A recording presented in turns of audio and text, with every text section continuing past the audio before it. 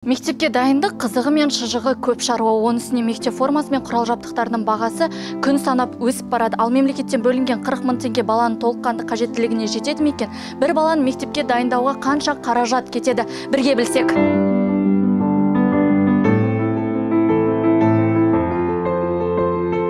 Мәселен, ең басты керегі мектеп формасын алайық. Бір балаға есептеп көрсек, 19 мың теңге кетеді екен. Одан бөлек бірнеше жейделерді қосасыз, спорттық киімдерді қосасыз, және де аяқ киімі бар. Осының бәрін қосып есептегенде 45 мың теңгеге шығады екен. Бұл кеңсе тауарларын қоспағанда, ал кеңсе тауарларын қосатын болсақ, бір балаға жалпы алғанда 56 мың теңге кетеді екен.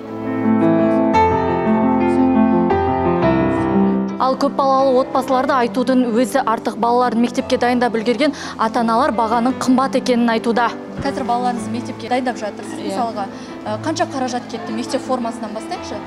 Мектеп формасының өзі қазірге енді былай қарап отырсақ, юбкалардың өздері жоқ дегенде 5 мыңнан басталады. Бала шағаны былай да былай бір жоқ дегенде баланы 70-80 мыңға киіндіресің. Қанша балаңыз бар? Мен 4 баланың анасымын. 4 балаңызды мектепке барады қазір?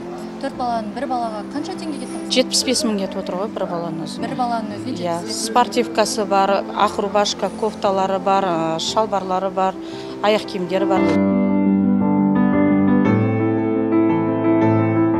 Айта кетейік, әлеуметтік топтағы балаларға білім басқармасы қарасады. Оларға мемлекет және демеушілердің есебінен көмек көрсетіледі. Биыл әр балаға қазынадан қанша теңге бөлінеді? Жалпыға міндетті білім беру қорынан биылғы жылы 48.671 оқушыға 40.567 теңгеден бөлініп отыр. 10 тамызға дейін осы бөлінген қаражат ата-аналардың шоттарына аударылып аяқталады деп жоспарлап отырмыз. Облысымызда 494 жалпы білім беретін мектептер бар. Жалпы облыс көлемінде 245 мыңнан аса оқушы білім алады.